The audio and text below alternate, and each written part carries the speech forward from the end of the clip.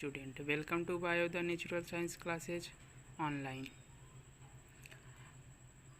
आज हम नया चैप्टर स्टार्ट करने वाले हैं 12th एनसीईआरटी का। जो 12th एनसीईआरटी है, 12th क्लास जो एनसीईआरटी है, इससे मोस्ट ऑफ क्वेश्चन पूछा जाता है। ज़्यादातर क्वेश्चंस नीट में आप देखेंगे ये थोड़ा कॉम्प्लेक्स भी है और इससे क्वेश्चंस भी पूछे जाते हैं।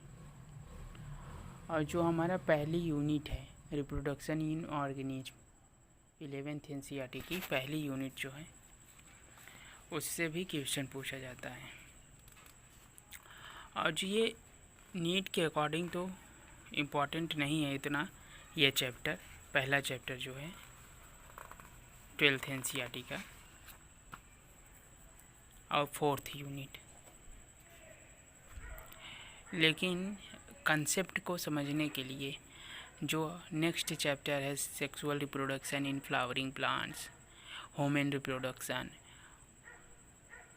ह्यूमन रिप्रोडक्टिव हेल्थ, इन तीनों चैप्टर को समझने के लिए हमें रिप्रोडक्शन इन ऑर्गेनिज्म को पढ़ना पड़ेगा, समझना पड़ेगा। और हम यहाँ पे कई सारी चीज़ें सीखेंगे जो बेसिक होंगी और समझने के जैसे होगी, और इसमें ज़्यादा कुछ खास नहीं है। इससे एक एवरी ईयर एक क्वेश्चन या एक भी नहीं पूछा जाता, कभी कभी तो अगर पूछा जाता है तो एक क्वेश्चन पूछा जाता है इससे। तो चलिए हम स्टार्ट करते हैं चैप्टर्स को। पहले हम अपने अकॉर्डिंग ही इसके पढ़ते हैं और समझते हैं, समझने की कोशिश करते हैं। रिप्रोडक्शन मीन्स हिंदी में कहें तो जनन। रिप्रोडक्शन मीन्स फार्मेशन या जनरेशन। री मीन्स कि पुनः जनरेशन, मीन्स कि जो चीज़ बन गई है वो चीज़ फिर से बनाई जाए। तो हम यहाँ पे रिप्रोडक्शन इन ऑर्गेनिज्म की बात करेंगे। ऑर्गेनिज्म में किस तरह से रिप्रोडक्शन होता है इसकी बात हम करेंगे। तो पहले रिप्रोडक्शन की ज़रूरत क्यों होती है? देखिए, सभी ऑर्गेनिज्म, चाहे वो प्लांट हो, एनिमल्स हो, माइक्रो ऑर्गेनिज्म हो, मीन्स बैक्टीरिया, वायरस, फंजाई, ये सभी अपने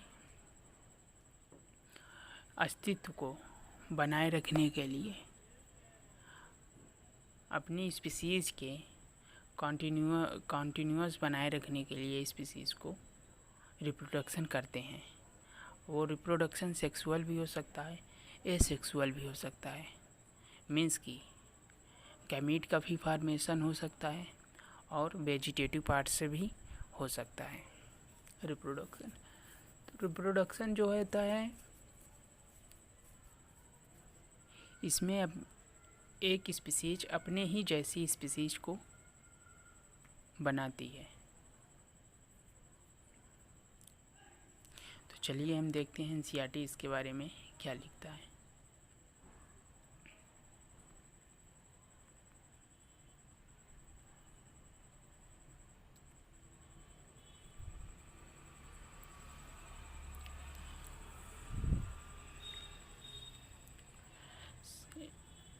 Each and every organism can live only for certain period of time. प्रत्येक ऑर्गेनिज्म एक सर्टेन टाइम पीरियड तक लिविंग रहता है, मीन्स कि जीवित रहता है। उसका एक एज होती है, सर्टेन एज होती है। और डिफरेंट ऑर्गेनिज्म में डिफरेंट एजेस हो सकती हैं। कुछ ऑर्गेनिज्म लंबे समय तक जीवित रहते हैं और कुछ ऑर्गेनिज्म बहुत शॉर्ट ड्यूरेशन तक जीवित रहते हैं। The period from birth to the natural death of an organism represent its life span. Life span क्या है? लाइफ स्पैन मीन्स कि ऑर्गेनिज्म के बर्थ से लेकर, ऑर्गेनिज्म का जन्म से लेकर नेचुरल प्राकृतिक डेथ तक, प्राकृतिक मृत्यु तक का जो टाइम पीरियड होता है उसे लाइफ स्पैन कहते हैं। और हम यहाँ पे एक बात और समझेंगे कि लाइफ साइकिल जो होती है ऑर्गेनिज्म का बनना मीन्स कि गैमीट का बनना और उससे फिर जाइगोट का बनना, जाइगोट से फिर एम्ब्रियो और एम्ब्रियो से फिर होल ऑर्गेनिज्म का बनना, फिर ऑर्गेनिज्म से गैमीट का बनना, इंडिविजुअल से गैमीट का बनना, ये होती है लाइफ साइकिल। तो लाइफ साइकिल में गैमेटोजेनेसिस भी इंक्लूड करते हैं और लाइफ स्पैन तो इंक्लूड ही करते हैं, लाइफ स्पैन को भी इंक्लूड करते हैं। तो ये लाइफ साइकिल और लाइफ स्पैन दो अलग चीज़ें हैं। Life spans of few organism are given in figure 1.1। कुछ ऑर्गेनिज्म के लाइफ स्पैन फिगर 1.1 में दिया गया है। हम पहले फिगर को देख लेते हैं एक बार।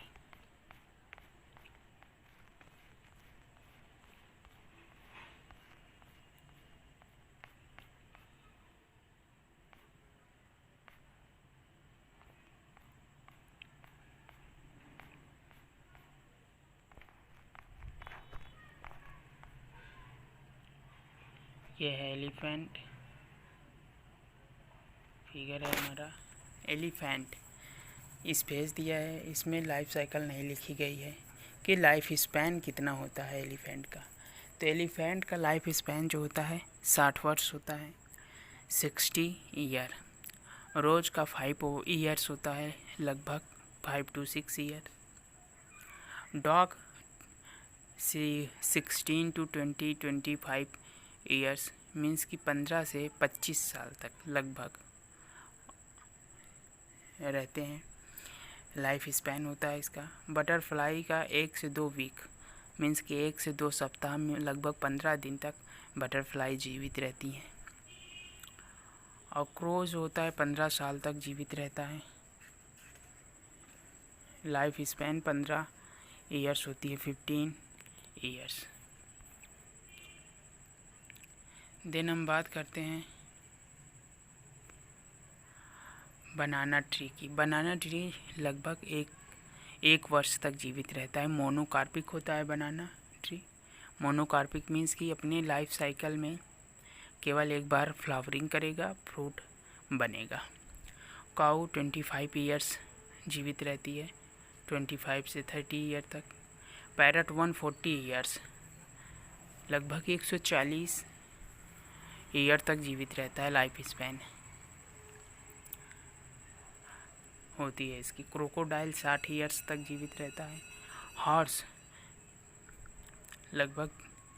हॉर्स जो लगभग होता है 30 से 35 साल तक जीवित रहता है। कहीं कहीं पर 60 साल भी लिखा गया है हॉर्स के बारे में, तो 30 से 35 ज़्यादा सूटेबल है। एम्स में भी ये क्वेश्चन पूछा गया है, तो 30 से 35 वर्ष हमारा करेक्ट आंसर होगा। फ्रूट फ्लाई जो होती है 1 मंथ तक जीवित रहती है, मीन्स कि 30 दिन तक जीवित रहती है। फ्रूट फ्लाई मीन्स कि ड्रोसोफिला। नेक्स्ट है हमारा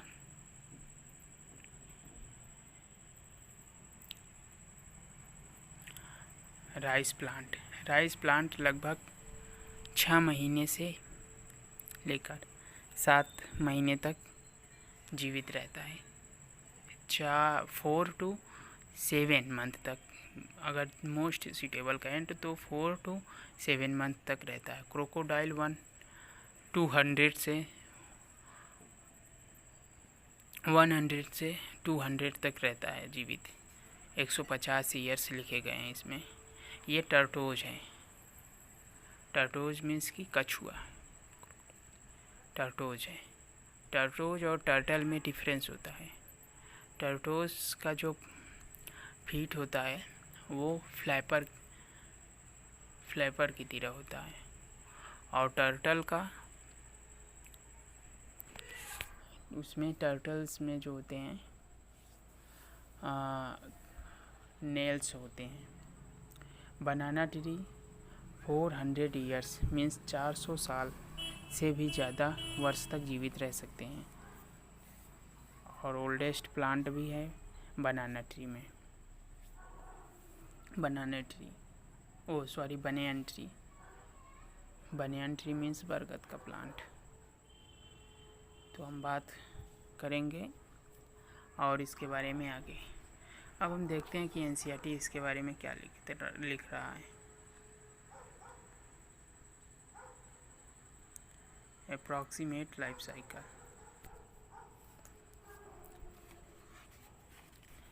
जब हमने स्टार्ट किया था लाइफ स्पैन से, life span of few organism are given in figure 1.1. Several other organisms are drawn for which you should find out their lifespans and write in the space provided.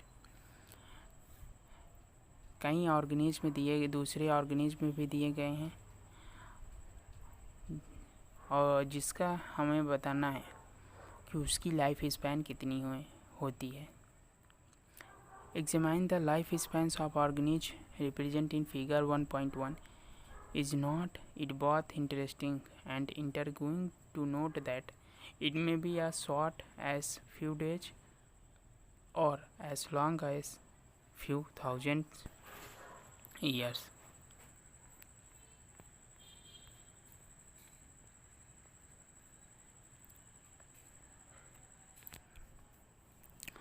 जो table हमें दिया गया है वो note करने की बात है, उनमें देखने की बात है। इंटरेस्टिंग बात है ये कि कुछ ऑर्गेनिज्म जो होते हैं कुछ दिन तक जीवित रहते हैं, फ्यू डेज तक, और कुछ ऑर्गेनिज्म कई 100 साल तक, कई 1000 साल तक जीवित रहते हैं। Between the two extreme are the lifespan of most other living organisms.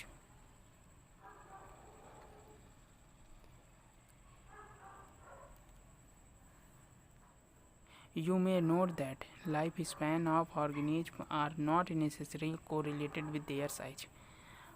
आपने ये देखा होगा, नोट किया है कि लाइफ स्पैन जो होता है ऑर्गेनिज्म के साइज पे डिपेंड नहीं करता।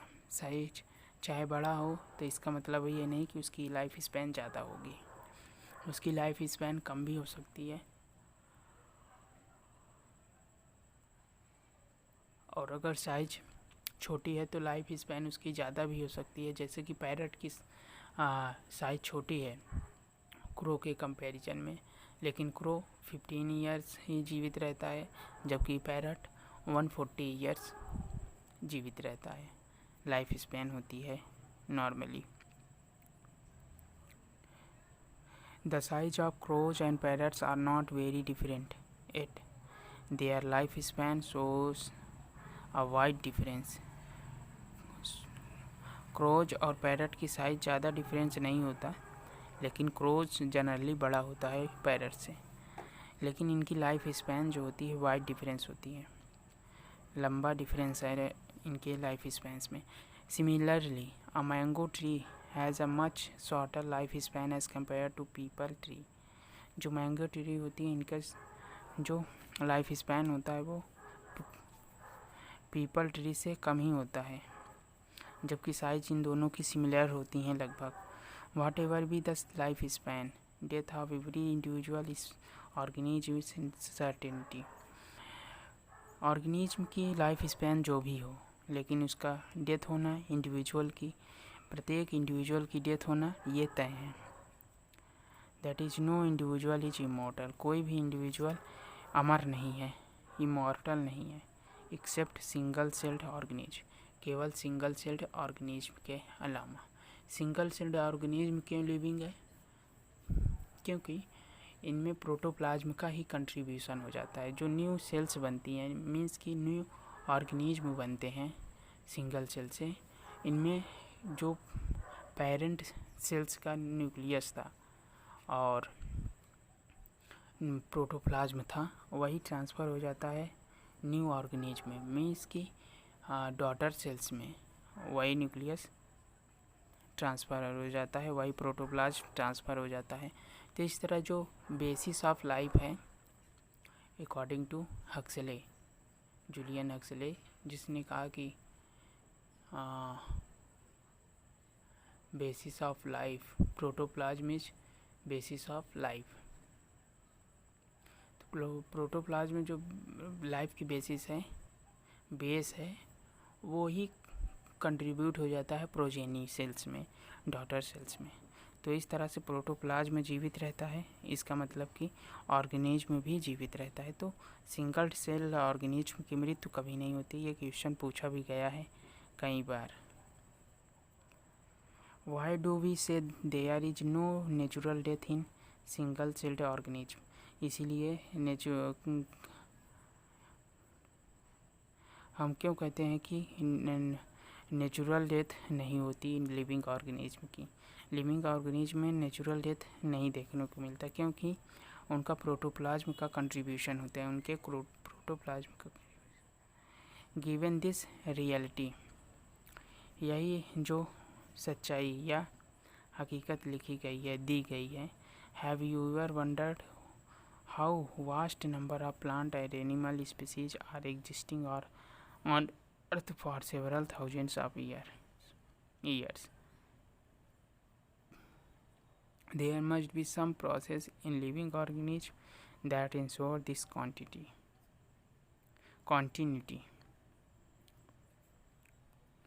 तो आप ये जो एनिमल्स स्पीसीज हैं और प्लांट स्पीसीज हैं, ये थाउजेंड्स ऑफ ईयर से कैसे वही प्लांट्स बने हुए हैं। तो कुछ तो चीज़ है, जो कुछ ऐसी प्रोसेस हैं जो प्लांट की कॉन्टिन्यूटी को बनाए रखने के लिए इम्पॉर्टेंट है।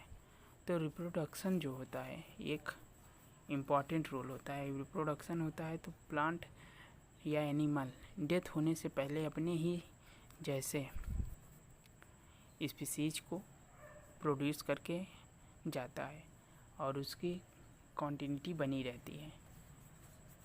चाहे अगर प्लांट है तो वो सीड के फॉर्म में सीड बनाएगा, फेनेरोगैम्स हैं तो वो सीड बनाएंगे, और अगर वैसे प्लांट्स हैं तो गैमेट्स बनाएंगे और अपने गैमेट्स को फ्यूज होगा, गैमेट्स फ्यूज होंगे और एम्ब्रियो बनाएगा और एम्ब्रियो न्यू प्लांट्स बनाएगा।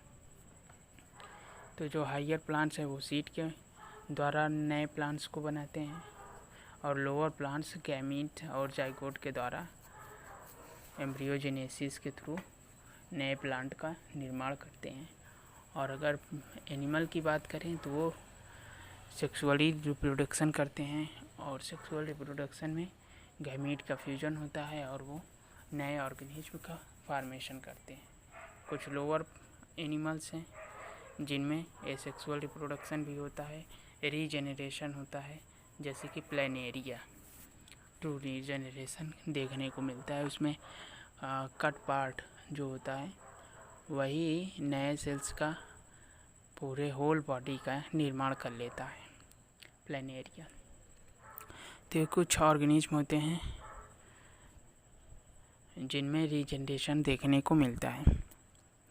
There must be some process in living organisms that ensure their continuity, as we are talking about reproduction, something that we take for granted.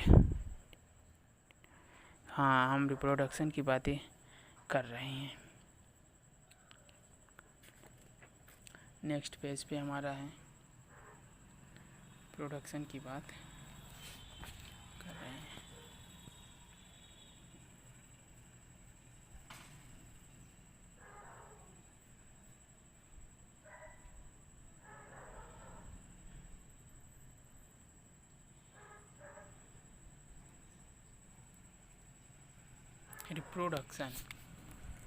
Reproduction is defined as a biological process in which an organism gives rise to young ones similar to itself. Reproduction को अगर हम define करें तो reproduction ऐसी biological process है जिसमें एक organism अपने जैसे ही जेनेटिकली और मॉर्फोलॉजिकली, जेनेटिकली थोड़ा डिफरेंट होता है अगर सेक्सुअल रिप्रोडक्शन होता है तो, बट मॉर्फोलॉजिकली सिमिलर ऑर्गेनिज्म का फॉर्मेशन करके जाता है रिप्रोडक्शन के through each and every organism. The office grow mature and in turn produce new of spring. Of spring grow करती है, मैच्योर होता है और वो नए ऑफ स्प्रिंग को प्रोड्यूस करती है। Thus there is a cycle of birth growth and death.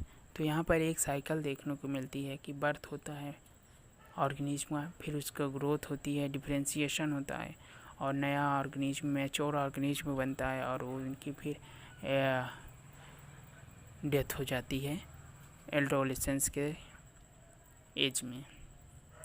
Reproduction enables the continuity of the species generation after generation. Reproduction है जो है स्पीसीज़ की कॉन्टिन्यूटी को बनाए रखता है एक जनरेशन से दूसरे जनरेशन तक। मीन्स कि एवरी ऑर्गेनिज्म अपनी डेथ से पहले नेचुरली अगर देखा जाए अगर तो अपनी डेथ से पहले अपने ही जैसे ऑर्गेनिज्म का प्रोडक्शन करके जाता है। You will study later in chapter 5 principle of inheritance and variation, how genetic variation is created and inherited during reproduction। अब चैप्टर 5 में पढ़ेंगे जिसका नाम है principle of inheritance and variation, आनुवांशिक लक्षणों की सिद्धांत और वेरिएशन, और किस तरह से जेनेटिक वेरिएशन उनमें क्रिएट होता है। तो जो सेक्सुअली रिप्रोड्यूसिंग ऑर्गेनिज्म होते हैं उनमें जेनेटिक वेरिएशन देखने को मिलता है, क्योंकि वहाँ पे माइटोटिक सेल डिवीजन के दौरान न्यू क्रोमोसोम का भी डिवीजन होता है और वो क्रोमोसोम मेल और फीमेल से आते हैं और वो दोनों फ्यूज होते हैं। तो इस तरह से जेनेटिक रिकम्बिनेशन भी होता है माइटोसिस के थ्रू। तो वहाँ पे जेनेटिक वेरिएशन देखने को मिलता है सेक्सुअली रिप्रोडक्टिंग ऑर्गेनिज्म में।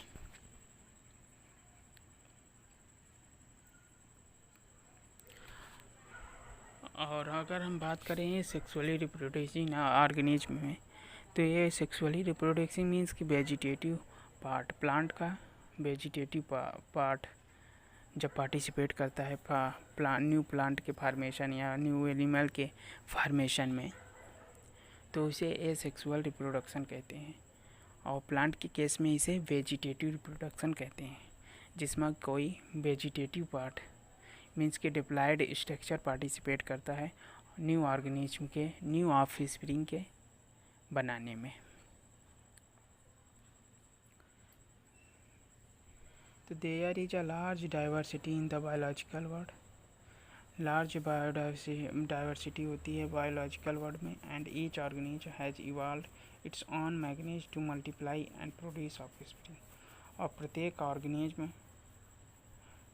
की अपनी मैकेनिज्म होती है मल्टीप्लाई और ऑफस्प्रिंग को प्रोड्यूस करने के लिए। ऑफस्प्रिंग को प्रोड्यूस करने के लिए प्रत्येक ऑर्गेनिज्म के पास अपनी मैकेनिज्म होती है।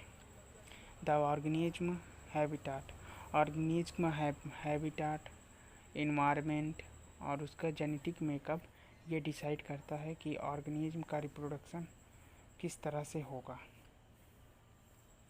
इंटरनल फिजियोलॉजी भी ये डिटरमाइन करती है। The organism habitat, its internal physiology and several other factors are collectively responsible for how it reproduce. Organism किस तरह से रिप्रोड्यूस करती है ये 3 बातों पे डिपेंड करती है। एक तो उसका जेनेटिक मेकअप, और दूसरा हैबिटाट क्या है उसकी, इंटरनल फिजियोलॉजी क्या है। इन सब बातों से ये डिसाइड होता है कि ऑर्गेनिज्म रिप्रोडक्शन करेगा सेक्सुअली कि एसेक्सुअली। अगर हैबिटाट की बात करें तो जैसे अगर डाइवर्ज कंडीशंस हैं, मीन्स की फेवरेबल कंडीशन नहीं है प्लांट के लिए या एनिमल्स के लिए, तो वहाँ पे एक डायपॉज की कंडीशन आती है, या फिर यूँ कहें कि प्लांट के जो प्लांट या एनिमल्स का जो ग्रोथ होता है वो रुक जाता है। गैमीट्स की बात करें तो प्लांट और एनिमल्स में गैमीट का ग्रोथ रुक जाता है और फेवरेबल कंडीशन में फिर उसका ग्रोथ होता है और वो नए ऑर्गेनिज्म का फॉर्मेशन करता है। तो ये हैबिटाट इस तरह से अफेक्ट करता है रिप्रोडक्शन को। और इंटरनल फिजियोलॉजी भी अफेक्ट करती है कि इंटरनल फिजियोलॉजी किस तरह से है। क्या प्लांट का जो, अगर प्लांट में बात की जाए तो क्या सीड को वो वेरी करता है, सीड को वो कैरी करता है एम्ब्रियो जो होता है, सीड का फार्मेशन एम्ब्रियो में होता है कि बाहर होता है, या फिर होता ही नहीं है सीड का फार्मेशन। तो इंटरनल फिजियोलॉजी भी अफेक्ट करती है रिप्रोडक्शन की। और जेनेटिक मेकअप भी अफेक्ट करता है कि जेनेटिक मेकअप क्या है उसका। Based on whether there is participation of one organism or two in the process of reproduction, it is of two type। अगर रिप्रोडक्शन की बात करें तो उनके ऑर्गेनिज्म के मतलब कि एक ऑर्गेनिज्म अगर रिप्रोडक्शन में पार्टिसिपेट कर रहा है तो इसे वेजिटेटिव रिप्रोडक्शन कहेंगे। अगर दो ऑर्गेनिज्म मिलकर रिप्रोडक्शन कर रहे हैं और वो गैमीट का फॉर्मेशन करते हैं तो उसे सेक्सुअल रिप्रोडक्शन कहेंगे। When offspring is produced by a single parent with or without the involvement of gamete formation। अगर ऑफस्प्रिंग सिंगल पेरेंट से प्रोड्यूस होती है, चाहे वो गैमीट बनाए या फिर ना बनाए,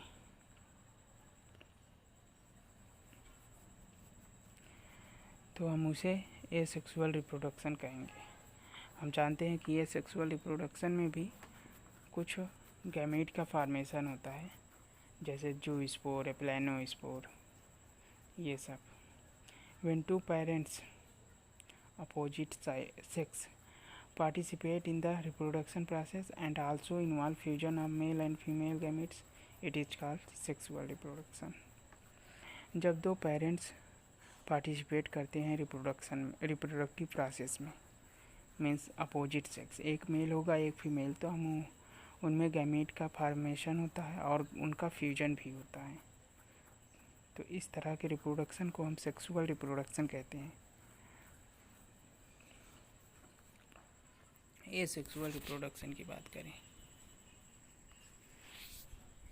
अब हम बात करेंगे सीक्वेंस में एसेक्सुअल रिप्रोडक्शन की, फिर उसके बाद हम बात करेंगे कि एसेक्सुअल रिप्रोडक्शन कितने टाइप का होता है, और बडिंग की बात करेंगे, हम इंटरनल बडिंग की बात करेंगे।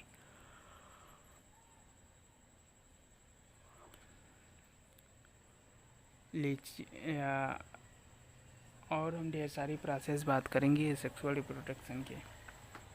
फिर उसके बाद हम देखेंगे सेक्सुअल रिप्रोडक्शन के बारे में।